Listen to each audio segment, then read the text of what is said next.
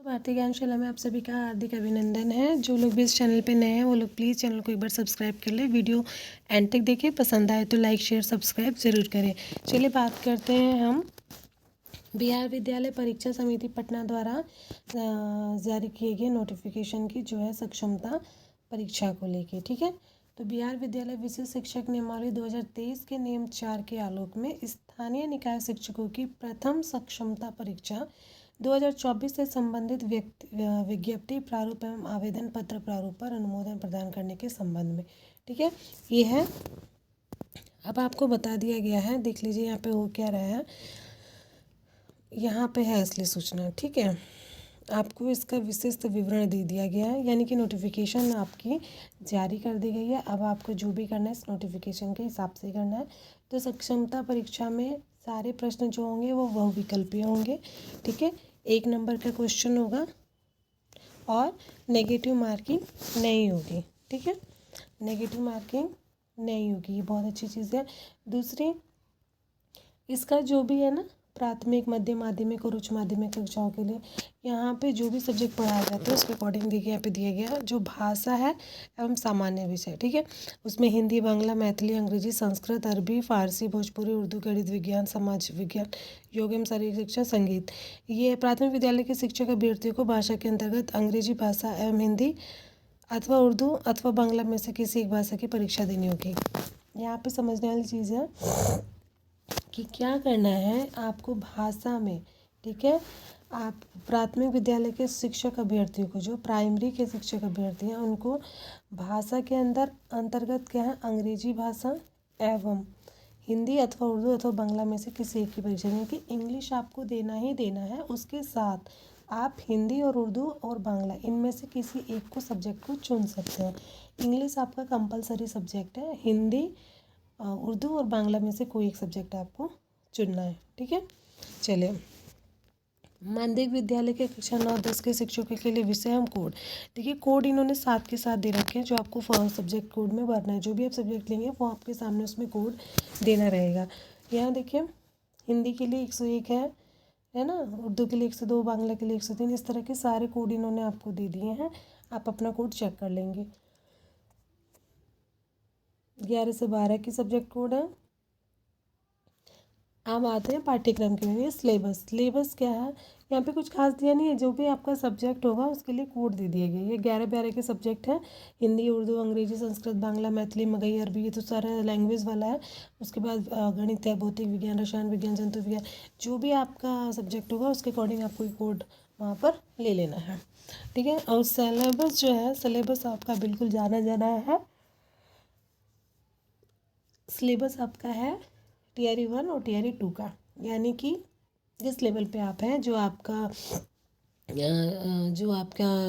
Last जो है आपकी अर्हता मांगी गई होगी, है ना, इंटर या फिर ग्रेजुएशन लेवल पे जो भी होगा, उस लेवल तक का जो है आपको एनसीईआरटी, मतलब एनसीईआरटी और एससीईआरटी, यही आपको टीआरई 1 टीआरई 2 का सिलेबस रहा है और यही आपका सिलेबस इस बार इसमें दिया गया है। तो आप ये जान के चल सकते हैं कि इसमें कुछ भी अलग नहीं है। जो आपका बीपीएससी टीआरई 1 टीआरई 2 का सिलेबस था, सेम सिलेबस इसमें भी रहने वाला। पैटर्न क्या है, पैटर्न भी लगभग वही है। पहला पेपर आपका पहला जो भाग है वो है भाषा का, जिसमें 30 क्वेश्चन होंगे।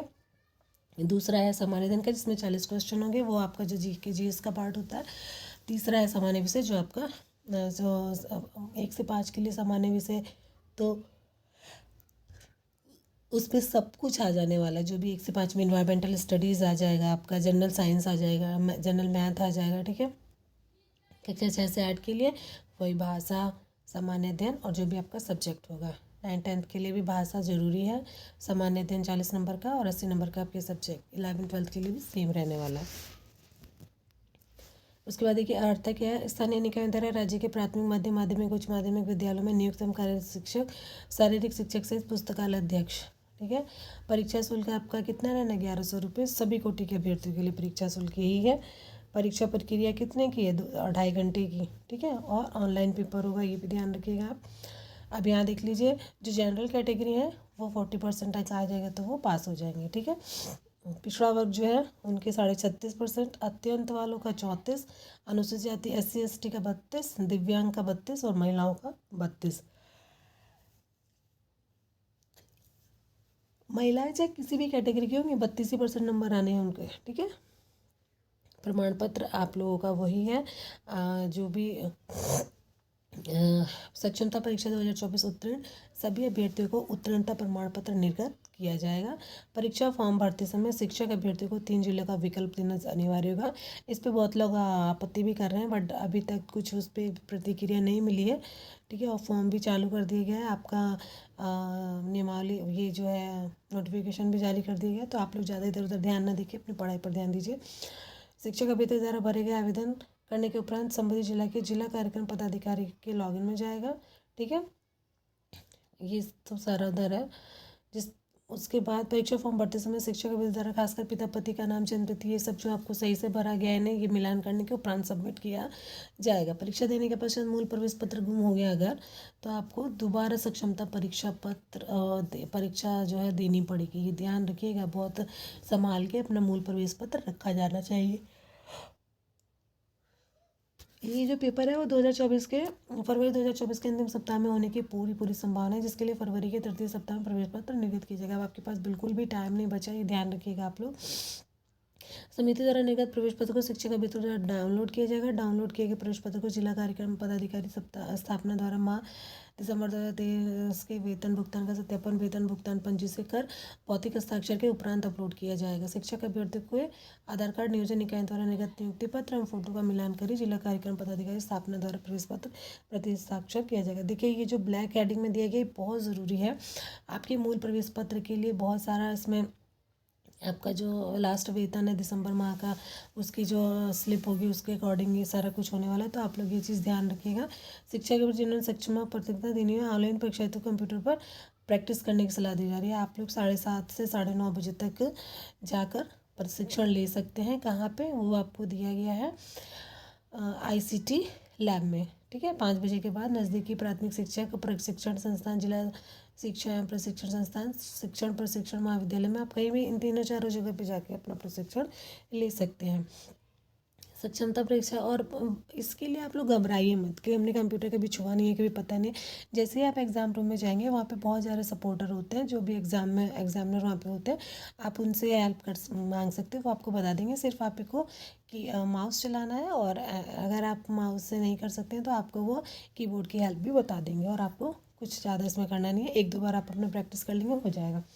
सक्षमता परीक्षा उत्तीर्ण के पश्चात सभी उत्तीर्ण को विद्यालय आवंटन के पूर्व काउंसलिंग होगा, जिसमें उनके प्रमाण पत्रों की जांच की जाएगी। थंब इम्प्रेशन एवं इरेज यानी कि पुतली का मिलान होगा। जिला कार्यक्रम पदाधिकारी स्थापना, ये ध्यान रखेंगे सभी प्रकार के न्यायालय शिक्षक अपील प्रकार में संबंधित अभ्यर्थी का सक्षमता परीक्षा आवेदन पत्र नहीं हो सके। अगर किसी के ऊपर कोई केस वेस चल रहा हो तो उसका नहीं ही होगा, है ना, उसमें कुछ खास नहीं है। अब यहाँ पे आते हैं नॉर्मलाइजेशन। देखिए कंप्यूटर बेस्ड जो एग्ज़ाम होता है उसमें क्योंकि सीमित संसाधन होते हैं, सबको कंप्यूटर पे एग्ज़ाम दिलाना होता है, तो जहाँ जहाँ पे कंप्यूटर लैब होते हैं वहीं पे एग्ज़ाम होता है, तो कई पालियों में एग्ज़ाम कराने पड़ते हैं। तो अभी अगर किसी का फर्स्ट पाली में पेपर कुछ इजी बन गया है, किसी का टफ बन गया, तो उसके अकॉर्डिंग क्या होता है ना, नॉर्मलाइजेशन होता है। तो टफ वालों को और जो इजी एग्ज़ाम होता है उसका कुछ बैलेंस बना के चलना होता है, ठीक है। तो नॉर्मलाइजेशन की प्रक्रिया इसमें अपनाई जानी है। और आप लोगों को एक इन्होंने ये दे दिया है कि अगर बहुत ज़्यादा आप लोग गलत उत्तर करेंगे तो नॉर्मलाइजेशन में आपका ऋणात्मक प्रभाव आ सकता है। ऐसा नहीं कि तुक्के लगाए जा रहे हैं और आपके क्वेश्चंस गलत हो, क्योंकि नेगेटिव मार्किंग है नहीं, तो लोग ज़्यादा तुक्के पे भी ध्यान देंगे। और अगर वो तुक्के लग रहे हो, अगर गलत 100 में से आपने 50 क्वेश्चन गलत ही कर दिए, तो फिर नॉर्मलाइजेशन में आपके मार्क्स बहुत ज़्यादा घटे माने जा सकते हैं, ठीक है।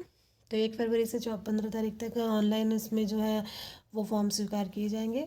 तो फॉर्म भरने की विधि आप लोग जाके वेबसाइट दी गई है www.bsebsakshamta.com पर क्लिक करना होगा। क्लिक करने के बाद सक्षमता एग्जामिनेशन 2024 का लिंक है, आवेदन कर सकते हैं। ऑनलाइन आवेदन भरने से पूर्व आवेदक सुनिश्चित हो ले कि उनके पास उनका अपना कार्यरत ईमेल आईडी तथा मोबाइल नंबर मौजूद है, ठीक है। मोबाइल नंबर और ईमेल होना बहुत ज़रूरी है आपका खुद का। परीक्षा आवेदन पत्र समिति की वेबसाइट पर भरने की विस्तृत विधि। आपको पहले क्या करना है, देखिए पहले आपको पंजीकरण, पहले रजिस्ट्रेशन कराना है, उसके बाद फॉर्म फिल करना है, उसके बाद पेमेंट करना है ना। बाकी वो भी डिटेल में एक वीडियो बन जाएगी। और आप लोग पहले एग्ज़ाम फॉर्म भरने से पहले क्या करना है, आप अपना एक फ़ोटो स्कैन कर लेना जिसका साइज़ 20 KB से 100 KB की, मैंने 20 KB से नीचे नहीं होना चाहिए, 100 KB से ऊपर नहीं होना चाहिए, ठीक है। और जो सिग्नेचर है वो 10 KB से नीचे नहीं होना चाहिए, 50 KB से ऊपर नहीं होना चाहिए। तो आप लोग पहले ये 2 चीज़ कर लीजिएगा। रंगीन फ़ोटोग्राफ ले लीजिएगा अभी प्रेजेंट का ही, और बैकग्राउंड वाइट होना चाहिए, ठीक है, या फिर किसी भी हल्के कलर का। कैमरे के सामने हल्के रंग का होना चाहिए, हम कैमरे के सामने का खींचा हुआ होना चाहिए। फोटोग्राफ में अभ्यर्थी की आंखें हम चेहरा स्पष्ट रूप से दिखाई देना चाहिए। और आपको क्या करना है, आपको जो है ना डॉक्यूमेंट भी अपलोड करने हैं, तो इसके लिए खुद से सेल्फ जो भी आपका एग्ज़ाम दिया है, अभ्यर्थी निम्नांकित प्रमाण पत्रों की स्व अभिप्रमाणित प्रति अपलोड करेंगे। मैट्रिक का, इंटर, स्नातक, स्नातकोत्तर, BEd, D.Led जो भी आप लोग हैं, आरक्षण वाला, आधार कार्ड, ठीक है, टैट वाला, और जो भी आपका नियोजन इकाई द्वारा जारी किया गया दिव्यांग वाला, ये सब आपको क्या करना है, खुद से ही टेस्ट करके फिर भरना है, फिर अपलोड करना है। अभ्यर्थी आवेदन पत्र भरने के पूर्व व्यू बटन को क्लिक करके अपने द्वारा भरे गए ऑनलाइन परीक्षा आवेदन पत्र को पुनः जांच कर लें। यदि ऑनलाइन भरे गए आवेदन पत्र में कोई त्रुटि हो तो एडिट बटन को क्लिक कर वांछित विवरण सुधार करते हुए आवेदन को सेव करें। आप एक चीज़ ध्यान कर लीजिएगा कि आपका जो है, एक बार ऑनलाइन आवेदन जमा हो जाने के उपरांत किसी भी विवरण में ऑनलाइन किसी भी संशोधन का अनुरोध मान्य नहीं होगा। आप ये चीज़ ध्यान कर लीजिए, इन्होंने पहले से बता दिया है, क्योंकि अब आप देख रहे हैं जनवरी एंड हो रहा है, फरवरी लास्ट में आपका एग्ज़ाम है, तो आपको बिल्कुल भी मौका नहीं दिया जाएगा इस चीज़ का कि आपका फॉर्म सबमिट हो गया उसके बाद आपको पता चला अच्छा मेरी ये गलती होगी, मेरी वो गलती होगी। बिल्कुल ऐसा नहीं होना चाहिए। आपके पास देखिए पेमेंट का इन्होंने लास्ट में ऑप्शन दिया है, आप अपने एग्ज़ाम आपने जो आप फॉर्म भरने वाले हैं आप उसको 10 बार चेक कर लीजिए, रीचेक करिए, और जब संतुष्टि हो जाए तभी आप उसको सेव करिए और तब पेमेंट करिए। अदरवाइज़ अगर आपने कोई भी गलती छोड़ दी और पेमेंट कर दिया, उसके बाद आपको कोई ऑप्शन नहीं मिलेगा कि आप उसमें चेंजेस कर सकते हो। होपफुली आपको ये वीडियो पसंद आई तो सब्सक्राइब करिएगा, चैनल को लाइक और शेयर जरूर करिएगा। मिलते हैं अगले वीडियो में, तब तक के लिए थैंक यू।